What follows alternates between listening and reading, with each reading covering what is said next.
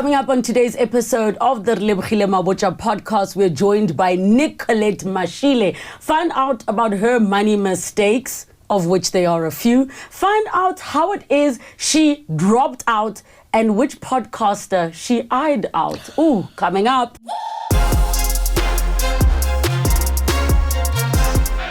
Hey everybody, welcome to another episode of the Relebogile Mabotja podcast, where I bring some interesting people to come through to talk about some interesting things. Comment down below who else you'd like to see on the show, and don't forget to subscribe and hit the notification bell. I'm excited about this one, not only because I am projecting and manifesting money, but also because she drops bars and I've been following and watching her work for a while. Financial fitness bunny herself and the founder of the business, as well as successful author Nicolette Mashile. With one L and two T's. Yes, please. And not Nicole, Nicolette, the full name. So it's a sensitive subject when people... So much. And I think because you go through so many years of people saying, what's your African name? And then you're like, I don't have one. What's your second name? Nadia. Oh, no. Is your second name Nadia? Yeah. People say, no. So you must say to them, my African name is Nadia. That's how I pronounce it. It's Nadia. Do your parents ever share how they chose those names for you? It's actually wild. My sister's Bridget, but we spell it with the E-T-T-E at the end. Yes. I'm Nicolette, E-T-T-E at the end. The one who comes after me is Violet with an E-T-T-E at the end. And the last one is Candid with an E-T-T-E at the end. So there you go. So you guys are kind of doing the Kardashian thing with the Ks. Look, I don't think it was intentional. I think my father just liked it. And we know, like, he wanted a kid named Yvette at some point. So it was like, okay, no, my mom does not have any more children. Because she also only had girls. So, I mean, I don't think it was intentional, but it kind of worked its way around like that. Yeah. So if your parents had tried for another, do you think it would have been a boy, or you think this is just a girl producing I don't formula? even want to know. I had wanted them to stop after me. Why they carried on, I'm not really sure. When first born? Second born. Yes. And then the one after me comes 12 years later. We could have just stopped, guys. There was 12 years later. So you guys you were not just a deputy parent, you were a co-parent. Oh, no, because the 12-year age gap. Oh, no. Boarding school. Thank goodness. Also went to boarding school. No, I didn't even have the opportunity. My sister, though, Bridget, who's older than me, is always complaining about having to have been the deputy parent. Like, she's got, like, so many issues with my parents. And I'm like, I'm the little girl or the little sister who just cruises around, because I never had to do that. So by the time the sibling that comes after me came, I was already in boarding school. Yes. I know I didn't raise them. I'm raising them now. I'm feeling it. Black text now. Is it? Yes. So are they in school? Your siblings still? So no, only one is still in varsity. The other one graduated. But obviously throughout her whole university career, she was here in Johannesburg, and there was only me who could, help around. And the thing is, my dad just makes it like it goes without saying. You know what I mean? It's like, obvious. Oh, Violet is at Vega. You need to go and pay registration. I'm like, did you send the money? He's like, how? Like for him, it's like, why not? Violet is coming to Joburg. You gotta house her. Candy's coming to Joburg. You gotta house her. So it was literally something that didn't even need to be discussed. It just went. It was a given. It was given. You though at school, how was your academic performance? Because I mean, I went to boarding school because I felt like I had just too many extracurricular activities, and I wanted to be closer to school. So it's not like my parents couldn't take me to school, but I wanted to be in boarding school and be away from home. Why are you judging me? I feel judged. You had a choice? No, in fairness, I mean, I had a bursary. I got the bursary myself, and they paid for my fees. And because I was good at maths and science, and I did add maths, like it was covered. Yeah. So for me, I liked that, being independent and not having to living with my friends. No, my late grandmother always says the way my dad raised Bridget and I, we were like soldiers. because I think I was 8 and Bridget was 10. We moved from Bushbuckridge to Nelspruit. Yes. And Nelspruit didn't have a boarding school, the school we went to. So we lived in a flat and we lived with my dad, basically. Yes. So he was working as a town planner, town manager, whatever. And he was now going between 2 houses, back to his wife and then to his kids. Bridget literally raised me. And I used to, I don't know what it's called, the scientific word to make it sound better, but I used to pee in my bed, basically. Yes. So my sister, like kid incontinence. Yes. So my big sister is now shorter than me. I'm taller than her, but I'm peeing in the bed. She has to carry the mattress every morning, take it out for me. It was hell. And then after that, we moved to White River. I went straight to boarding school. So I was in boarding school, I think, from 9 years old. It was not a choice. A little girl not living with your mom full time. No, we didn't. I actually don't remember ever living with my mother. And from boarding school, I went from primary school into high school. From high school, went to Rhodes and stayed in Rhodes. And then from Rhodes, I got back to Joburg and I lived in a flat, and that was my life. Have you ever actually had a conversation to ask the why? Because obviously the choices will be made to be like, okay, where are good schools and that kind of thing. But usually people think, okay, kids must be close to mama no matter what. Oh no, it was definitely the good school. My father was wanting a great education for us, and it only made sense that we would go to Nelspruit, because if you looked at between Nelspruit and Bushbuckridge, there weren't any really good schools that we could go to. In the olden days, the multiracial schools, as they were called. Yeah, so Nelspruit was the closest where we could find a good school. And funny enough, 5 years ago, so one of my friends is a clinical psychologist. I went to her and she's like, Nicolette, and as much as you guys want to praise, this decision by your parents, it was actually trauma. And I was like, girl, please. I'm not even going to front, but there's parts of me that are like, are you okay? Because it's and nothing like, shout out to the dads, even the ones who are single dads doing it on their own. I grew up from primary school having a friend whose mom had passed away and dad did everything right.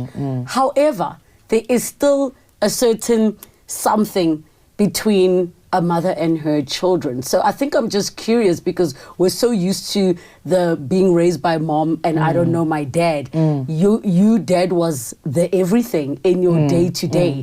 Do you feel like, because you say you were raised like soldiers, do you feel like there was a softness that wasn't there, or the soldiers is just the strictness?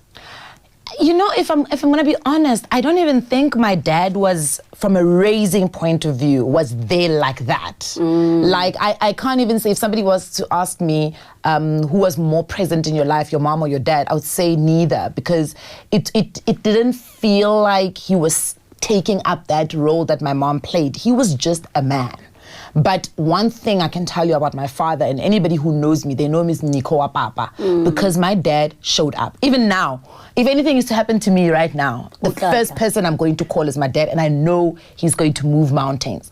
My mom she played a far different role, but I don't ever feel like she wasn't there. It always feels like that was what it was supposed to be. And I guess if you don't know better, you think everything is normal, So I don't have that yearning of being closer to my mom or wanting to be closer to my mom, because to me, this is it. What do you guys have with your mothers? Because it's like, getting it special. This is what you know. I'm only seeing it now. So I'm dating a guy whose mom she's the sweetest woman in the world. She wanted to do something on Women's Day. She's like, she wants to be involved. And I'm like, girl, I don't even respond to my mother's WhatsApp.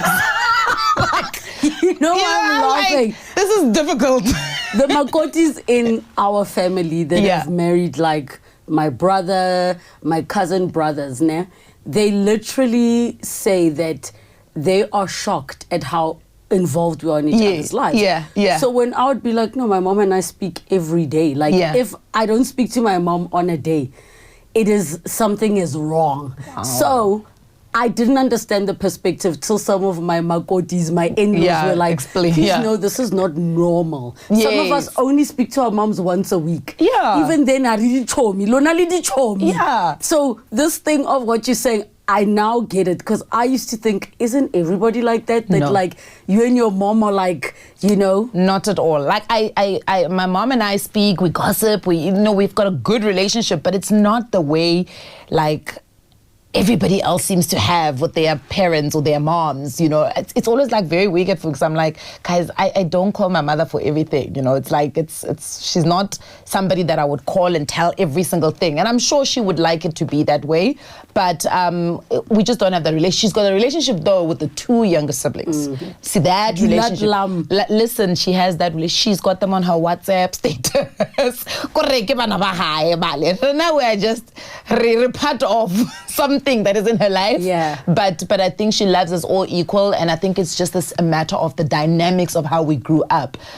Unfortunately or fortunately, Bridget and I had to be super independent from a young age, and it's really shaped a little bit of the way we run things right now. I do also think it does influence some decisions that we make. Like I'm 30. Yeah, I always say 35, and I'm not 35. Jeez, I'm 37 this Girl, I got stuck at 35. Like, I didn't move from... And it's okay. Be 35 forever. So I'm 37 and I still don't have kids. And deep down, I know there must be a reason for it. But in the same breath, I'm like, no, man, it's my choice. It's career. I want to do things. Haven't found the right person. But I know, the psychologist will tell me that deep down, there's a reason for it, So I'm not even going to get into all of that. Just go see your psychologist. But I am going to ask this question. You being this fiercely independent Virgo, the one who, I could almost say you speak like you raised yourself, in that you learned early on that if you don't get it done, it will probably not get done, right? And you have to get it done so it's done properly. Yeah. How then do you approach relationships when so much of the conversation at the moment is like, in my soft girl era, in my feminine energy, and women must behave like this so that a man can be blah, blah, blah. Like, how do you approach dating in this time where people speak so much about what the gender roles should be? Look, I think from an attachment theory perspective, I'm quite avoidant, right? And I believe you. I so believe her. So the soft girl era has a different definition in my world. Yes. My soft girl doesn't look like everybody else's soft girl. My relationships, I'm quite forth-looking. I want to know what is it going to look like in the next 5 years. What are we doing here? Are we hanging around? I'm happy for us to hang around, but I need to know. I feel like you dump a man for the smallest thing. You're just like, I can feed it more. Surprisingly, he left the toilet seat but I don't date a lot. You dump him without even telling him. Akijoli.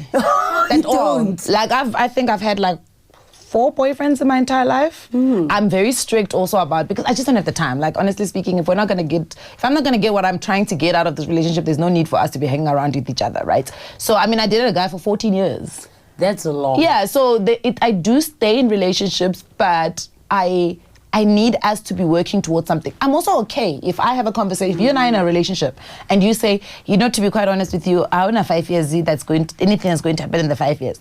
Fine, let's hang around with each other until the 5 years is over, then you can move on with your life. Okay. I'm okay with that. I don't have a lot of expectations from people. Again, probably that abandonment wound, or feeling abandoned at some point, that I have no expectations of people. So if somebody decides that they just want to hang, it's okay, let's hang. But that's why a lot of people would not have the opportunity to be in a relationship with me, because I don't give that opportunity that easily.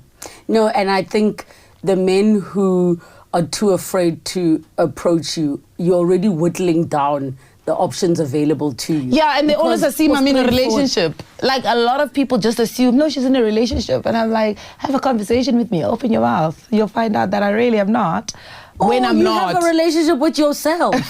True, absolutely.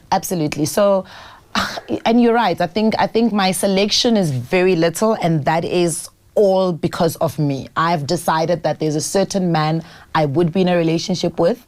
There's a certain way he must speak, way he must dress, way he must look.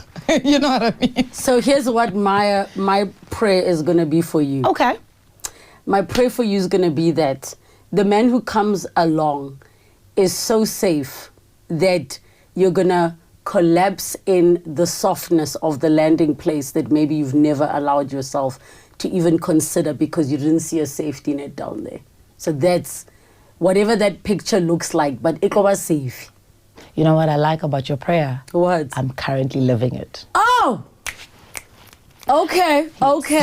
To be continued. We will check on that soon. So now when we go back to when you finished high school, were you clear on what it is you wanted to study in varsity? Absolutely not. I mean, I enrolled, first and foremost, so I applied to go to UCT and Rhodes. Yes. Now, the only reason why was I wanted to be as far away from Joburg as possible because my sister was here. Yes. And I wanted to give her, because I knew my parents were going to do that thing where we have to take care of each other. Yes. So I was like, it's unfair, let me move away from where Bridget is. So I applied at Rhodes and UCT. Then Rhodes came back with a response and UCT did not. So then I decided, let me just go to Rhodes University. By the way, I did not know where Rhodes University was. What? I had no idea. What do you mean? My first letter came with a postage stamp that said Port Elizabeth. And I was like, okay. Where did you think it was? I don't know. I just didn't know. In fact, can I tell you a very silly reason? There was a gentleman, I don't want to say his name. He was on the prospectus. And many of us went to Rhodes because of him. So you saw a guy on the prospectus. And if I tell you who, you would laugh. Like you will laugh. Is it a public figure? I don't know if he's a public figure. At this point, I don't know who's a public figure, who's not a public figure. But he's in the podcast world. Yes, he's in the podcasting world. He's got a lot of kids. Oh my gosh! Penuel? He looked good on that prospectus, and we were all like, oh, we're going to go to Rhodes for this guy because he looks amazing. Wait. Comment down below if you went to Rhodes because you saw Penuel, I know there's a lot of people. God. Is it the God Penuel or Penuel the God? It's a little bit like it's about net Penuel. Okay, a moment for me to... Okay, so you saw Penuel on the prospectus. Was he a former student or... Yes, Penuel was at Rhodes. Did he have the beard? No, clean. Okay, I'm going there now. So then I land in Port Elizabeth with my dad, and he's like, we need to drive. And I'm like, where are we going to? Hey, I drove into Grahamstown and I wasn't happy. Hey. When you saw? Listen, I was not happy at all. But, it was got to Rhodes. One of the things my dad said to me when he dropped me off is, whatever you do, maths or economics must be part of it. Now, that's where my dad kind of threw me off because first and foremost, I didn't like any of those subjects. Wait, when you applied, what were you, what? Law. Oh, so you applied for law. So I applied for law. So at Rhodes, when you get there, one of the things that they say... The law of Penuel. Please, for many of us who tried to go to Rhodes or went to Rhodes because we saw Penuel on the prospectus, we probably didn't meet him until like mid-year, and then when you meet him and then you're like, oh, he's just a normal person, it was like, oh, okay. So at Rhodes, what they do is they say to you that you need to register for an undergrad degree if you're doing law. Yes. So that in case you don't make it into the LLB stream, you at least leave with an undergrad. Yes. So I applied for a Bachelor of Social Science, and then with law paid up, then my dad obviously forced me to take economics. So I took, because I went to the math class. Yes. And that lecturer was writing formulas there, and he said, oh, you studied this in matric? And I was like, no. I don't remember doing that in matric. So I'm definitely not doing math. Because that first week, they allow you to go to like the different lectures to just kind of see. What's what? Yeah, and I was like, math is just not happening, Yeah. So I ended up with economics. I spent 4 years there doing nothing. What do you mean doing? Absolutely nothing. I left Rhodes with no degree. What do you mean? I was doing nothing. I spent 4 years of my dad's money doing nothing. Were you partying? Absolutely. So did you go to the lectures?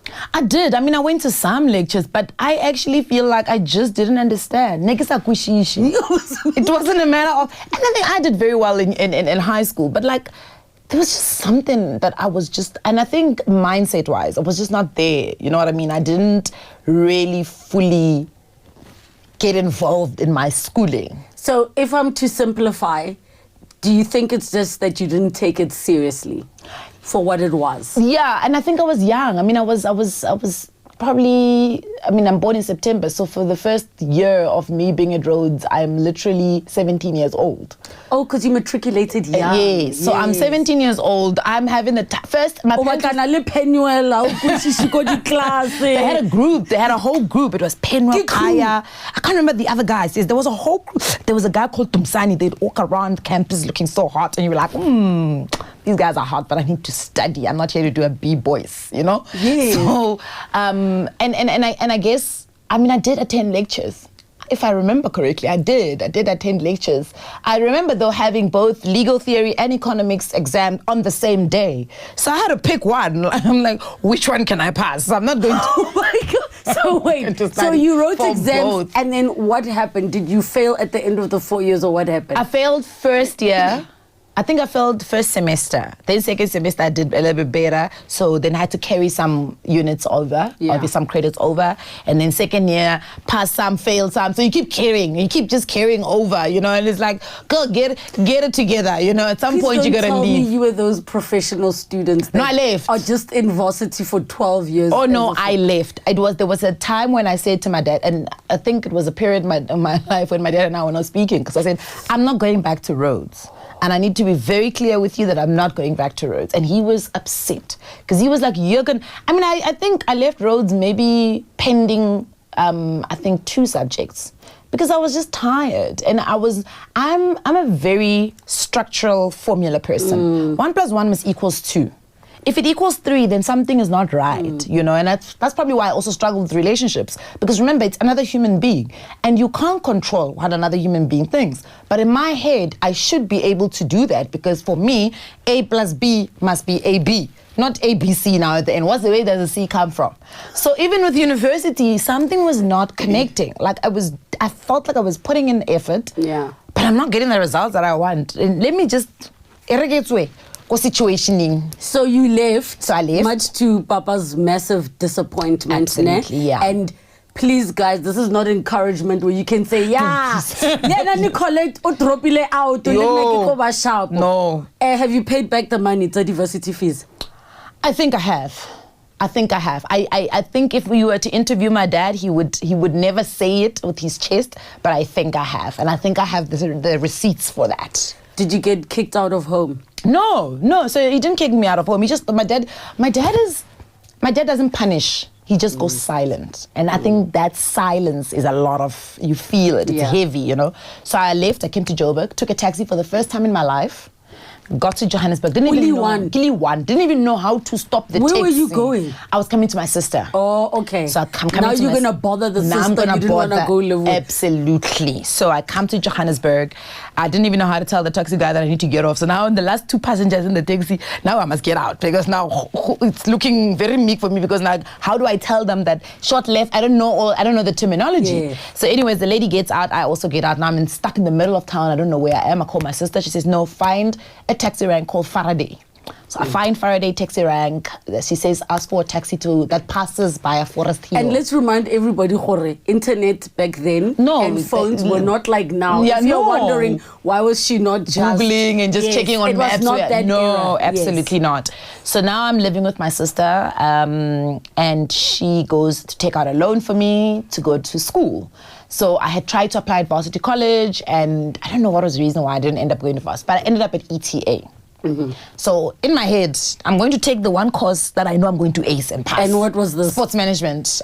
Listen. I was like, sports management, I'm going to get distinctions. I'm not even worried about this. And as I say, it's not that the course was easy, but my mind I was trying to prove that I wasn't this dropout. I think I remember a conversation where my dad said to me, you're going to be remembered as the dropout. Of your friends. Your friends are going to want to go on holiday, and you have to come to me to borrow the money to go on holiday. And I knew that was not the life I wanted for myself. Yeah. So that's when I decided, no, I need to get it together. So now I'm at ETA, I'm doing sports management, I'm working also at the same time. And what job were you doing? So I was doing netball coaching. And I was doing it at 3 schools. So I was going to Trinity House after school.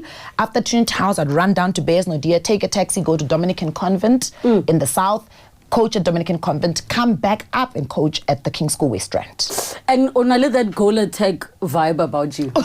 Are you a goal attack? No. Wing defense. My coach would be... Wing attack. Wing attack. And sometimes I was reserved for goal defense. So the wing attack, Center junior. Center junior. Yes. Okay, so you then did this hustle, and the reason why, for me, I find this fascinating. I know people like to use some of these success stories as an example of, you know, the education system is not guaranteed and right. What is the advice you give with regards to? Oh no, go to school. Yes. Because if I always believed that had I done school correctly the first time, one, my trajectory would have been far different. But two, there would have been a lot of shortcuts. And I say shortcuts, I mean shorter ways of getting to where I had wanted to get to. You get what I'm saying? However, I am grateful that I did have my path, but even on my path you will find a lot of school. So I did my diploma at ETA. Then second year of it, my sister couldn't get another loan to get me through, so we had to go back to my dad. My dad's negotiation was that you register for a degree. So then I had to go to UNISA to register for a degree. So I was doing both the diploma and the degree at the same time. I finished that, and then my dad said, no, but you need an honors. So I did my honors, you know, in comms. And what was this one? Oh, in comms. In communications, yes. And then after that, I was now working, and I still felt, and I guess that's what happens when you fail, right? Your first degree, you proving it to yourself over and over because you got a complex now about school. So I went back and I did my postgraduate diploma in business administration. I then registered for my MBA. I did all the coursework, so now all I'm pending is my thesis. Currently also registered for my postgraduate diploma in financial planning. So school became like this thing that I had to do. So I would never ever encourage anyone not to go to school. And if you look at my mix of things, I always tell people the only reason why I became successful with doing financial content was because I did communications. Yes. Had I not done that degree, I wouldn't understand the science of communicating. So it was important for me to do that degree because it was part of where I was going to find and land in terms of my career. So when did financial literacy enter the picture that you felt like you needed to talk about it and be quite vocal about it? I remember there was a day many, many years ago. I can't even remember where it was, but I was invited to something and Sbu was there. And then I think Sbu was interviewing you, and it was like we were sitting outside. It was these dark charcoal metal chairs. And then I was being interviewed, but it was so long ago, probably over a decade ago. So even today when I was trying to remember, I know I've met Nicolette before, but I was trying to just picture it again in my mind. And I remember, I think you had just had your first book come out. Yes. And I remember thinking to myself, oh, this is so great. There's a young black woman talking about finances. I remember just making that mental note. Yeah. And we didn't interact much because you rushed and then I came in to do my thing. But I will never forget that day because I thought to myself, thank you. A money girl, a finances girl. A finances girl. Did you look at the market and say, where are the black female voices? Or did you just start talking about something that you were thinking about? So I made a mistake. So I tried to buy a house. Well, I had bought an apartment, and that was easy. I mean, I was working in advertising.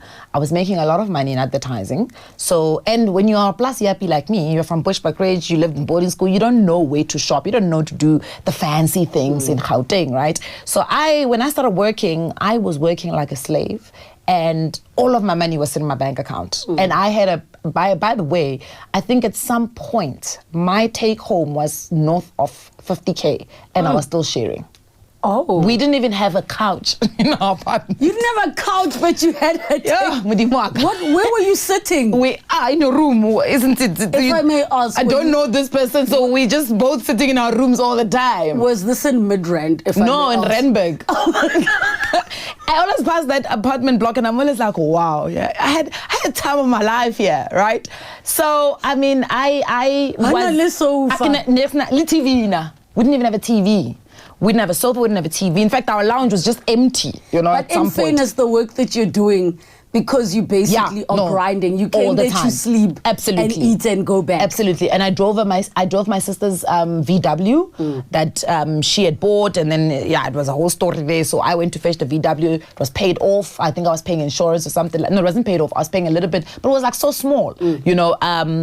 And so when we moved to Douglasdale, I moved in again with this lady that I was living with, and again sharing again. And then one day I think we went jogging, and then I saw an apartment that was available, and I went to buy it. It was an easy transaction, right?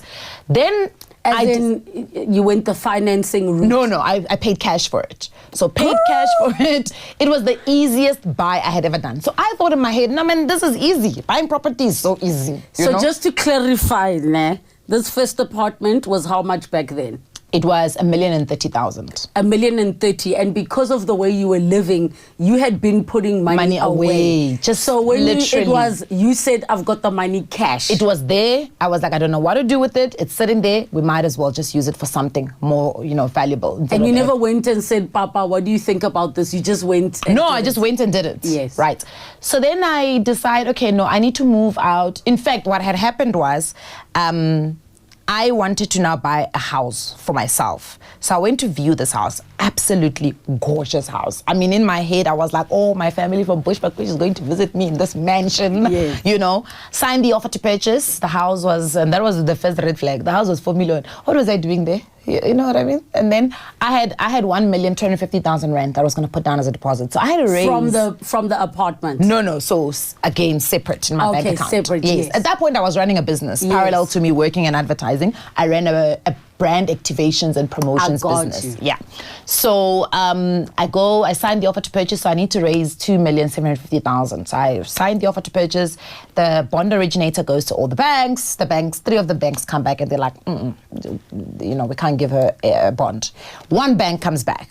They come back with a grant. The grant is, I think it was a 2,750,000.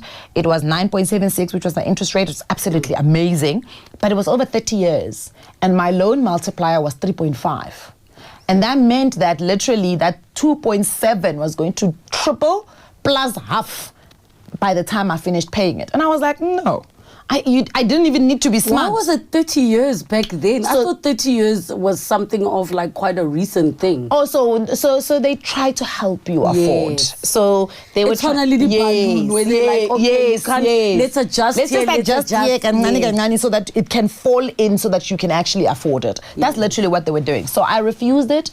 And when I refused it, the real estate agency charged me with breach of potential loss of income when the house was taken off the market. By the way, it was taken off for 4 days. I mean, honestly speaking. You signed the offer to within 4 days, we kind of knew I'm not going ahead with this deal. It was like, relax.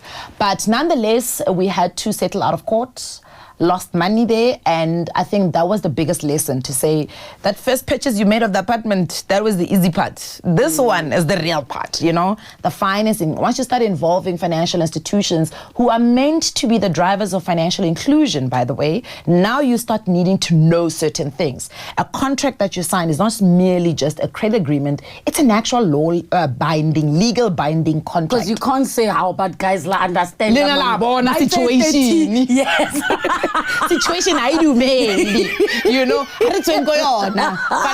Let's charge it to the game. No, they were like, no. Ma'am, it's not gonna work like that. Nicolette, you signed. Do you get what I'm saying? And that's literally how she spoke. She said, so I had to end up, kind of figuring out what is this thing that we don't understand. And I mean, at that point, I was what was typically known as educated. I had gone to school, I had the degree, I spoke, English through my nose. So and it was simply that I did not understand financial education. I had zero consumer education. And I want to pause for a second to make note of something. So I know some people will think but if you have 1 million, why would some banks reject you?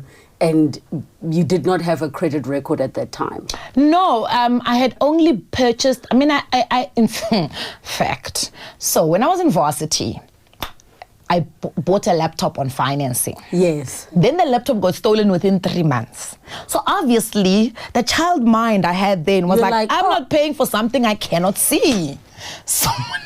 So what did I do? I absconded that. So obviously it carries on. It follows you around. You know, the money. And in your mind, you thought, that was gone. Understand. Come on. You know. So I think my credit. I didn't even know what by the time I tried to buy the house, I cannot tell you what my credit report or score was because I didn't know about those things. So I just went and I put in an application. And then they came back and they were like, nah. I didn't ask what was the reason.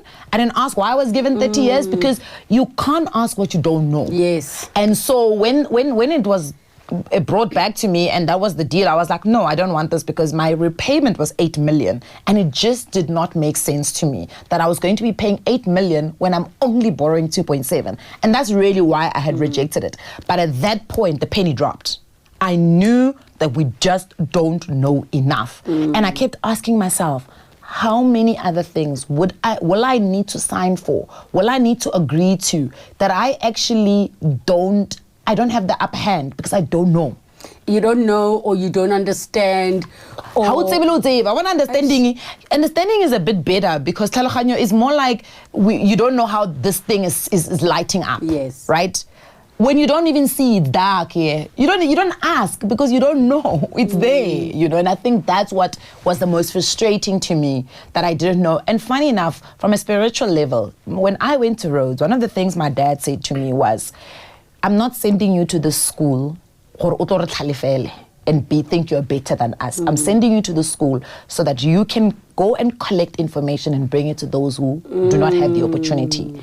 And I think when I started doing financial education, that's all that kept spinning in my head, that my dad was like, go get information and bring it back to the people. And that's what I thought I was doing. So you will also see that in the first couple of years of me doing financial education, I never spoke about nothing I didn't experience. Yes. So I spoke only about property. I spoke only about credit because it was the things that I had gone through. So the art of storytelling then helped me in delivering these messages, understanding that it's not, when you're communicating, it's not necessarily about what you are pushing out there, it's also the interpretation. So all of it kind of started coming together and I was like, right, this is where I'm supposed to be. But I was a teacher for a year. Well, is this separate from the netballing? So after netballing, yes, one of the schools said to me, because you're studying sports management, you might as well come and intern in our sports department. But for you to work at a school, you also have to be a teacher. So what were you teaching? So please don't say maths. No. What school would be that brave? No, they actually had put me in physical education. That makes sense. It was such an interesting time. I had kids who had their periods 4 times in a month. Ma'am, when it was swimming my class. Period, yes. Like, you had your period last week also. Okay, at this rate, instead of me asking about the different careers you've had, what have you not done? Because it sounds like advertising, netball, wa coacher, wa activator. And I used to be on Generations. Oh my God, what was your character's name? Cynthia. And then I presented Daily Teta. No, I've done it. I've done it all. I have kicked. And that's why I always believe young people should not be trying to climb the ladder and go for the next big thing. Because I think that's what we're always trying to do. But it's to build a portfolio for yourself. A portfolio that you can then craft the career that you want with it. Right? So you should be able to say, if they put you in a position, you should be able to go to somebody and say, look, I can do 1, 2, 3, 4, 5, and I think I could be in a role like this. Instead of them trying to fit what you have into a role that is existing within there. Yes. And I think that's really the power that I've kind of tried to amass, is that to get to a point where I'm going to be able to craft the type of future. I'm telling you right now, I do not want to be post my 40s still, doing the influencer work. Can we talk about you being a financial influencer? Ooh. Look, I mean, it's the wording. Let's talk about the title. It's the wording. What do you do? Because, I mean, look, I do see you as a teacher in the non-traditional sense, and it's almost like how Oprah would say, I'm a teacher. Like, your job is to find ways to collect information, process it, and give it out in a way that's palatable and digestible. Yeah. we know gore financial literacy is a massive challenge in our country. We see it all the time. You've got on the one hand, shows like I Blew It. You've got lottery winners who, all of those experiences, but also you don't even need to look around. We look in our own homes and we see how people had and then don't have. And it's not to say gore they were careless necessarily. No. And it's not to say gore they didn't plan. Because I think sometimes the perception when you see people who are older now that maybe had amazing careers, you can look at them and think, Mara, why? Why are you here now? So to come back to the financial literacy, I almost feel like there's a mismatch in not just the financial literacy, but the institutions and us as the people. And I don't know maybe what you can say you observe. I will give a simple example. Guys, can we get rid of fine print? Can it just be a one-pager of size 12 text, not fine print, simplified agreements like, as you say, your excitement to sign an offer to purchase. You didn't read that whole thing. No, I didn't even know what to read. I mean, the thing that they cited was a thing called a suspensive clause. And I mean, it was basically saying if once a suspensive clause is fulfilled, the document becomes legally binding. Now, here's the issue that I can tell you, and you're spot on, because one, there's a lot of jargon in finance, and it goes with being a finance bro, like they have a perceived view of what the finance world is supposed to look like. I struggle a lot in the space that I work in. For instance, I'll never forget, there was a conference of financial advisors that I was invited to MC, and the first day I arrived in a pink dress. And that was the only comment I kept hearing the whole day. Ooh, that's a pink rocky ne. And I could hear it's that because they're not used to it. They're used to grays, the blues, the dark greens. That's it. The loudness. It's not becoming in that space, So there's a shift in mindset that needs to happen from a finance world, that it's no longer just a career. These are people's real lived experiences. Money is our real lived experience. You can speak about money because you use money on a daily basis. It is not put away for some special people to speak about. The question starts coming when you start giving financial advice to people. That's where the problem is now, because you can't give one-on-one financial advice if you do not have the qualification to be able to do it. So I think we need to break down these perceptions that we've built around finance as an industry and a career, and that we have that psychological mindset, or rather it's a relationship that you build with the finance world, with financial institutions when you're young, that the banks are like these high and mighty places. But if you look at how banks operate, they need us as much as we need them.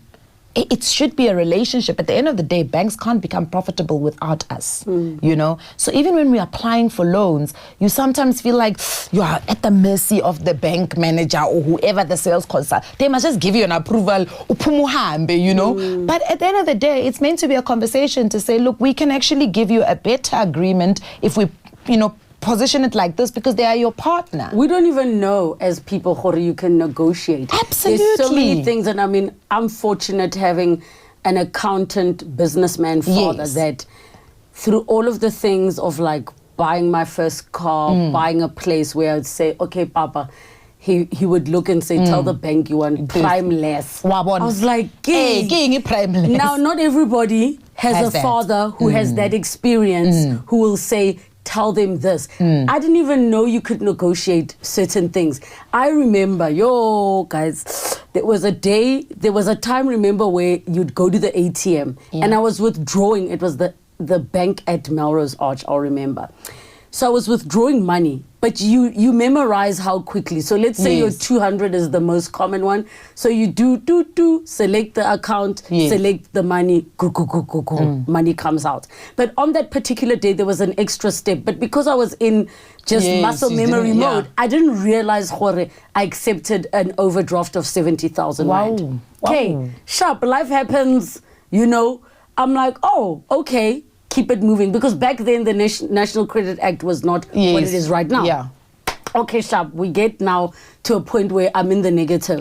Things are not things in anymore. The income the money is not money. Income's in.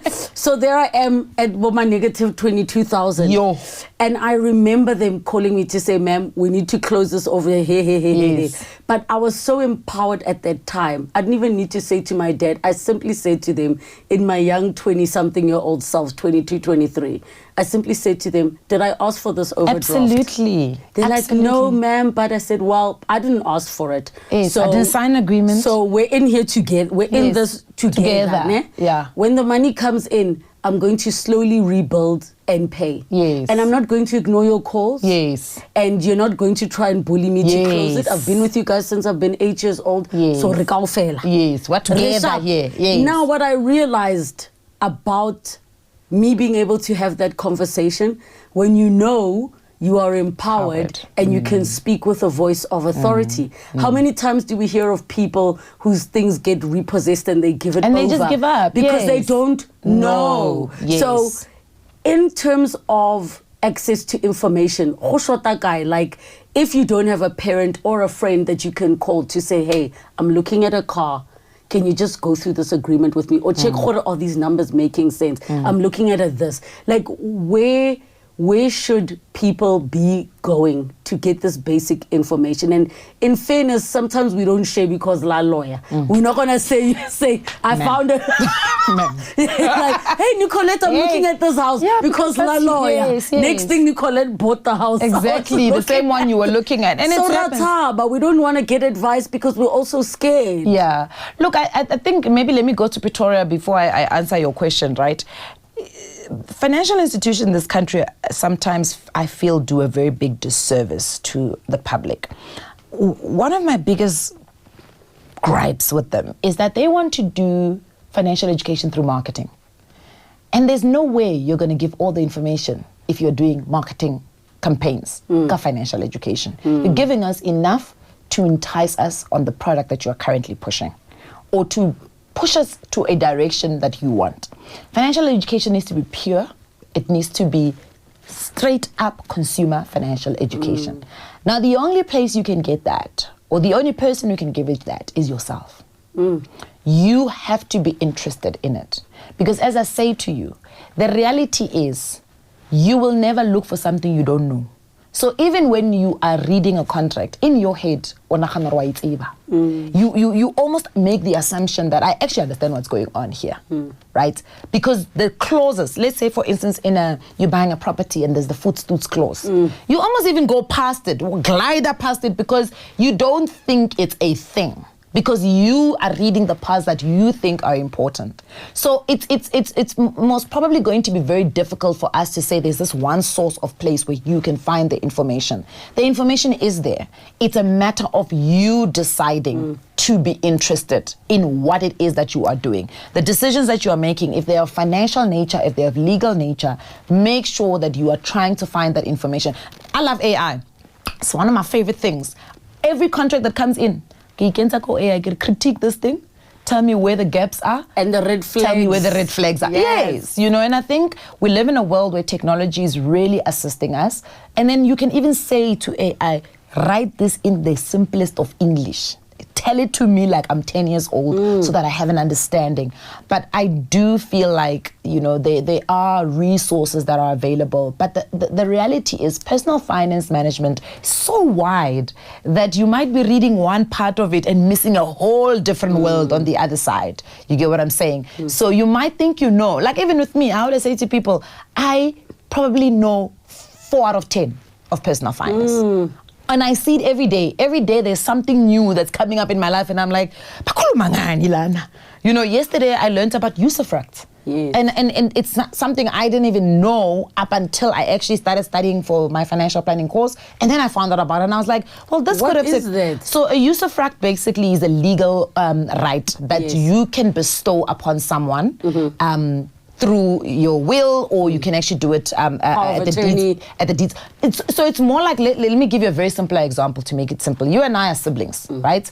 And we live in our family home, and then our father maybe passes away. When he passes away in the will, because I'm not working and I don't have a house, you have a house, he will say he's giving the usufruct to me for my whole life or for a certain amount of time. Basically, it's giving me right to use the house. I can't sell it. I can rent it out. So I can use it as I please, but I don't have ownership to sell it. And when I die, you will get full ownership. I get So even during my life, you actually own the house, but you can't use it because I sit with the usufruct. So it will really be it will assist us in a lot in you know those situations where you will hear bushi, mama ushile, they left 4 kids, now 3 of them want to sell and 1 doesn't want to sell. So you could literally kind of structure your estate planning like that. So there's a whole lot of things that you could totally be missing out on.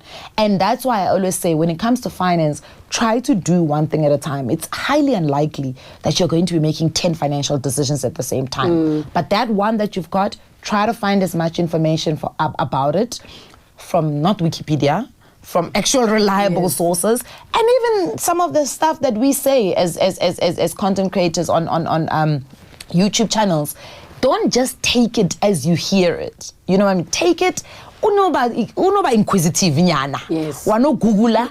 And figure out what are they saying, and if you don't understand, go to the financial advisor. You know, and I do believe, Relebogile, that there are financial advisors in this country who do care about people, who are not the glorified salespeople that we assume they are, who do care about helping their clients.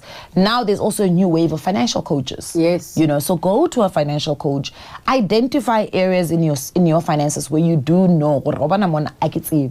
Now I know myself. And I don't try to know more than I know in those things, because until I've set my mind to learn about those things, it's not going to happen. And I mean, even if we think about it, the richest people in the world still have financial advisors. So wealth advisors. Wena umanga 2,000 or 5,000. Do you get it? Investment advisors. Yes. They've got a whole host. And things change people. every day, from your interest rates to the political climate. Yes. I feel like beyond the institutions, I think financial literacy literally needs to be a subject from primary school. I think, in my view, yes, I know in maths and maths lit, they will use examples that are money related, like, okay, you have 3 rand, Thabo sells you 2 sweets at 50 cents each, how much are you left with? Yes. But I think it needs to go a step further. So you do your maths where you're doing your addition, subtraction, solve for X. But in financial literacy, I think it needs to be real life examples where by the time a kid matriculates, you will know if you have 5,000 rand, the exam paper would say Nicolette earns 5,000 rand a month. After deductions, she's left with 4,500 rand. Nicolette qualifies for a car that is 2,000 rand a month. What steps would you advise her to take to decide if she should take the car? Then you're going through the thought process which says, the first step is to find out how much insurance is, how much it costs to maintain the car, petrol, how much is it for the petrol, and then you conclude. After conclusion, Nicolette should not buy the car because all of those expenses are now going to be 3.5 and not the 2,000 she thought. So even though she qualifies, she cannot afford. You know what I mean? And sometimes if you learn that early on with practical examples, don't learn the mistakes with real life money. Yes, absolutely. And I agree with you. I think, I mean, when I wrote my first children's book, I actually referred to the syllabus. I referred to the LO syllabus, the life skills syllabus, and the economic management syllabus. So there's traces of financial. I don't know now. I know that there's been changes and they've shifted some things within the life skills curriculum.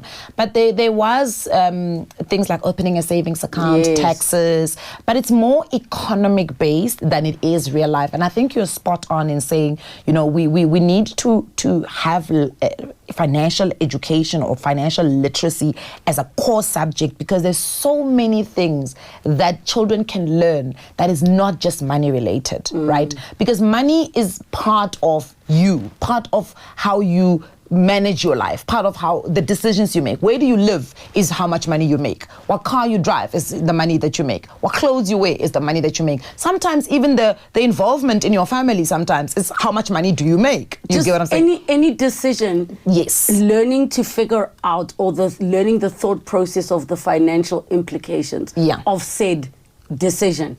And I mean, you touched on black tax, which is, I know some people are not comfortable with the term because they're like, I owe my parents everything. Why are you making it seem like they're negative? For the purposes of the conversation, we all know what we're talking about when we refer to black tax, which are those obligations.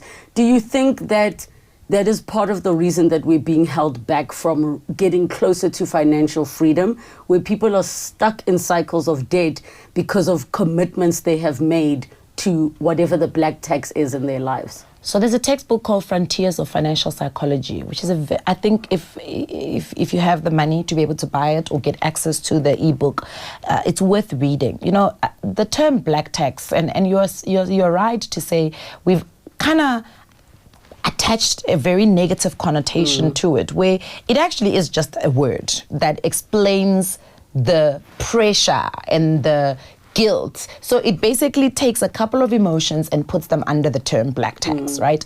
And if you start looking at, and that's what I was saying, finance is so closely related to who we are.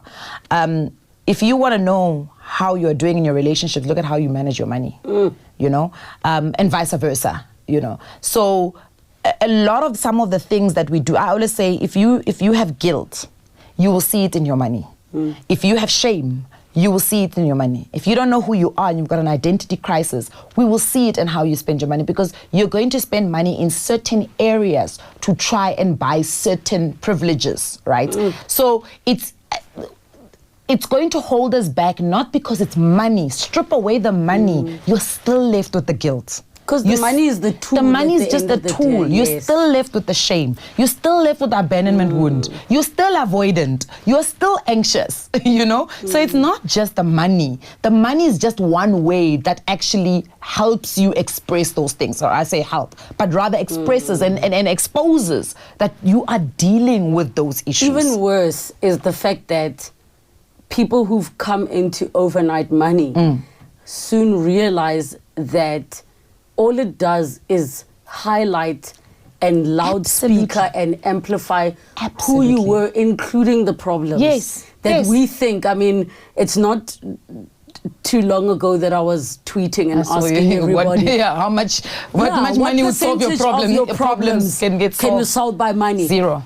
So for me, I had to think about it, and I said, as it stands, I would probably say 90%, because the 10% is inner work I have to do with myself. But the reason I'm going so big with 90% is because the part of inner work that falls in the 90% would buy me time. Okay. So as in, it would buy me time to do things that would pour into my cup. But understanding, because we know money gives you a certain amount of access, including if you say, I want a 1-year sabbatical, you can money do it would be able to give you that. Yes. Why is yours 0%? Because I've learned over the years that money doesn't solve the real problems. Money solves the superficial problems that we have, like I don't have time. Yes. You know, and I say that it's superficial, but it's problems that were created because of your circumstances. The reason why you don't have time is because you are working. Today you said, at 10 o'clock today, you said, I'm one podcast in. It's going to be a long day. Yes. But you self-created that issue. Dude, Nobody I told said you to to my be a team, podcaster. why are we doing this? I said to my team That's today, choice that you decide why are on. we doing this? But I also did see in the same breath, to Yes. cut you there, somebody said something so powerful. It said, what a blessing it is to be exhausted from the challenges that you chose for yourself. Absolutely. So it's a double-edged sword, right? Because to be quite fair, you could be sitting at home, you could be what is deemed as a minimalist, you could be, you know, the advantages that money gives you, you could really just do away with them and just be Relebogile Mabotja. You know, do you understand? We could have been having this conversation at my house. But you understand that there's a life you want to live. There's a life you want to give your child. There's a specific freedom you want to give to yourself. So in that, I think it's zero. But I also start to realize that some of the real problems I have, there's no amount of money that will solve them. It's that inner work you spoke about. Because if I solve the abandonment issue, I will solve not wanting to do all the other things that kind of hush that wound. And to everybody who is thinking, oh, they're speaking from a place of privilege, we are not having this conversation outside of the realities of debt and things like that. Absolutely. Listen, I've still got a place to pay off and all of us. But I think, and this is just such at the core of money problems, is us saying, look beyond the money problems. Yes. Is what you're saying. There are certain things look that beyond the money problems. Yes. Money can help you. Money can help us. If your question was phrased differently and it said what percentage of your life can be helped by money, I would have definitely said 100%. Please, everything in my life needs money. And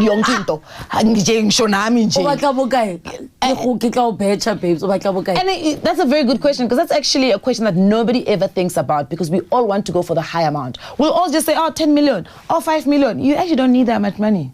So I know my number and I know exactly. I like that. I like that, because a lot of us don't do that. A lot of us just say a number, Jay, because somehow we're also trying to protect ourselves. Because if we never get to that number, it was like, whatever. It was just Yes. So I do feel like the actual core problems that many of us have, they don't necessarily need money. They need us to go deeper and get an understanding of what brings about this problem. Maybe it's that conversation you didn't have with your dad that you need to have. Because that one conversation, not having it, then makes you become a certain individual, somebody who needs to be seen, somebody who needs status, somebody who needs to feel respected, and for you to be able to feel respected, now you must drive a specific car, live in a specific place. Now, so now it's problems now. They're just there. But the core that brought you to all of those things is that maybe there's a conversation you must have with a person who you feel was not there when you needed them to be there. I feel like I could talk to this woman forever, guys. And I wish we had the time to talk forever. But I want to share something that one of my mentors, Pepsi Pokani, said to me the one time. So I said to him, Pepsi, I'm like, listen, I need X million. He said, what do you need that money for? So I'm explaining this and this. He said, no. Sometimes it's not the money you need. Sometimes it's a person. Sometimes it's a contact. So he'll say, send me the list of all the things you said you need money for, and I'm going to show you that you don't need that money. And it has changed the way I think, because now instead of being like, I need to pay Bani for this, you're going to say, Kana Nicolette, unkolota favor. Now you're going to say, hey, when Nicolette, I need help with X, Y, and Z. Now, the problem that I thought was a money problem got solved. Absolutely. And it was not money that solved it. It was a relationship that solved it. You need a studio. You've worked with how many brands? Just go to the brand and say, I'll do 3 of your live reads. Can I please use your studio? It's your network. Well, it's important and very...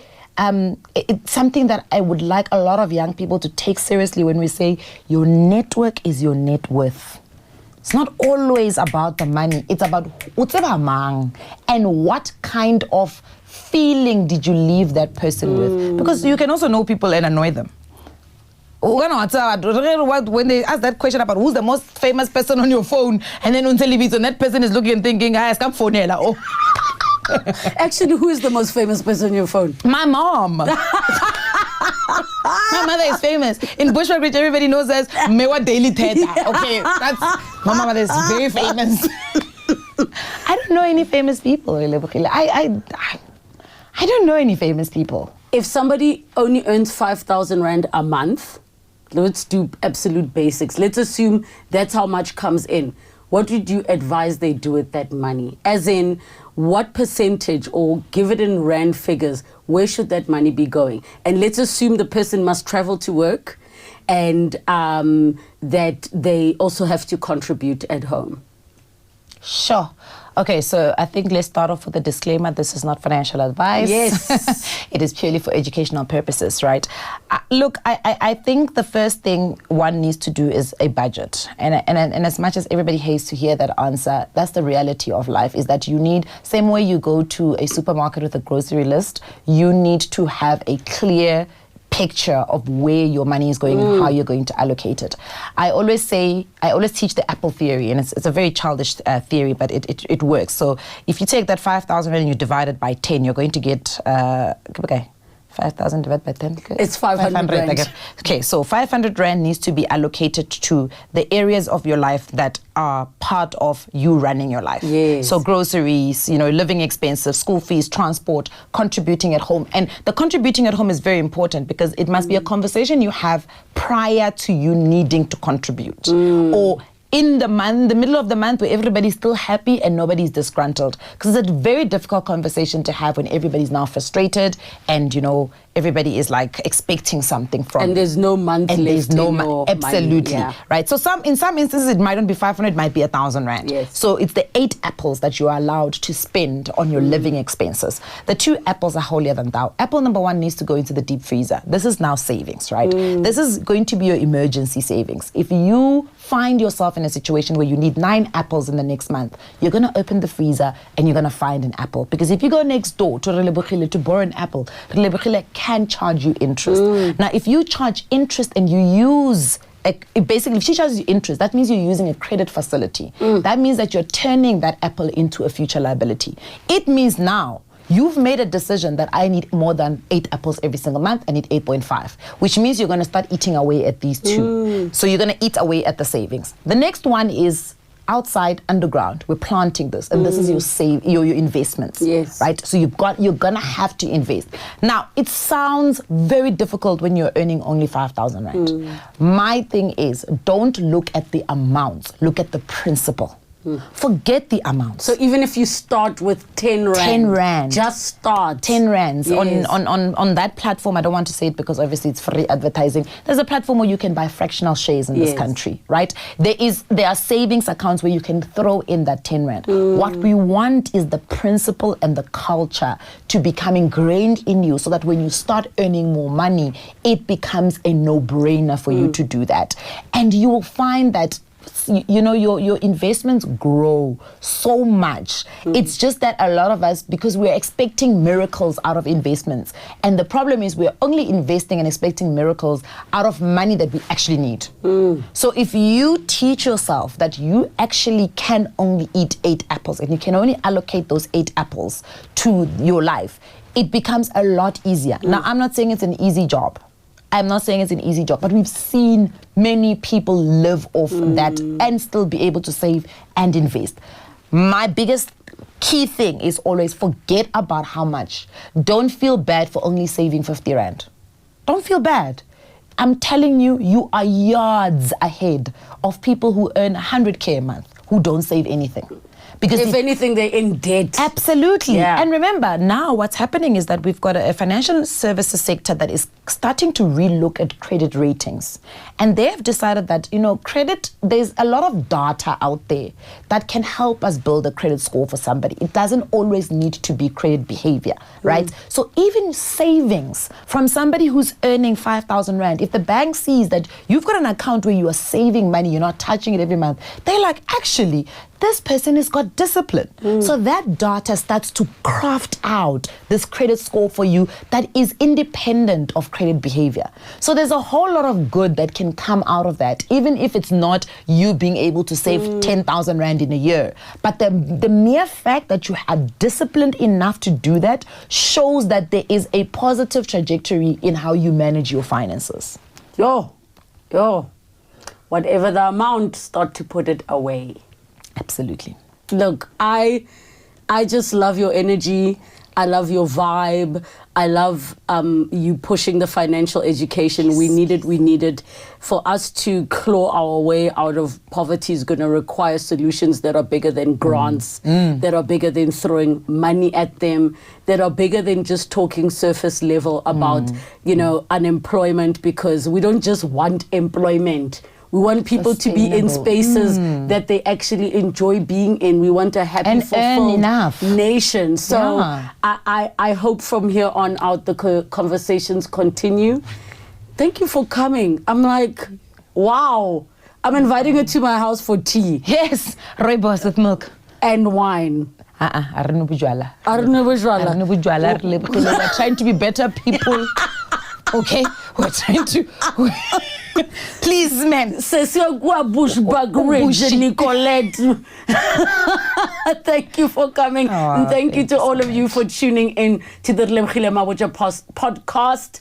Ooh, hashtag Relebogile Pod. Follow us on the socials at Relebogile Pod. Comment down below who else you'd like to see on the podcast and leave some questions. I'll make sure Nicolette answers them because we're going to keep spreading all about that financial literacy. Till next time.